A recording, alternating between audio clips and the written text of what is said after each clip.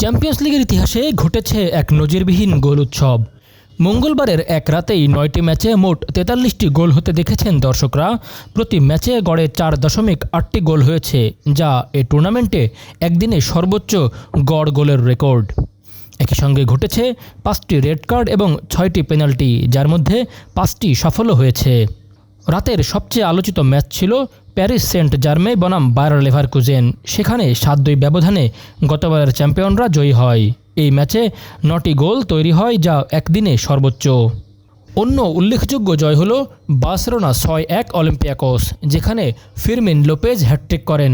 এছাড়া পিএসভি ৬-২ Napoli, Arsenal ৪-০ অ্যাটলেটিকো মাদ্রিদ এবং ইন্টার মিলান ৪-০ ইউনিয়ন সেন্ট গিলস জয়ী। ম্যানচেস্টার সিটির আর্লিং হাল্যান্ড ১২ ম্যাচে ধারাবাহিক গোল করার রেকর্ড গড়েন।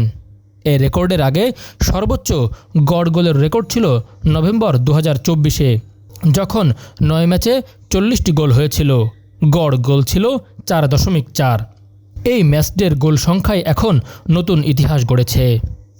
মঙ্গলবার রাতের ম্যাচগুলোর ফলাফল ছিল যথাক্রমে: পিএসজি ৭-২ গোলে হারিয়েছে বায়ার লেভারকুজেনকে, বার্সেলোনা ৬-১ গোলে হারিয়েছে অলিম্পিয়াকোসকে, নাপোলির জালে ৬টি গোল দিয়ে ২টি খেয়েছে পিএসভি, অ্যাটলেটিকো মাদ্রিদের জালে ১ হালি গোল দিয়েছে আর্সেনাল, ইউনিয়ন সেন্ট গিলসের বিরুদ্ধে ৪-০ গোলে জিতেছে ইন্টার মিলান, নিউক্যাসল ৩-০ গোলে হারিয়েছে বেনফিকাকে, কোপেনহেগেন ২-৪ গোলে হেরেছে বরুসিয়া ডর্টমুন্ডের কাছে, স্প্যানিশ ক্লাব ভিয়ারিয়ালকে ২ গোলে হারিয়েছে ম্যানচেস্টার সিটি।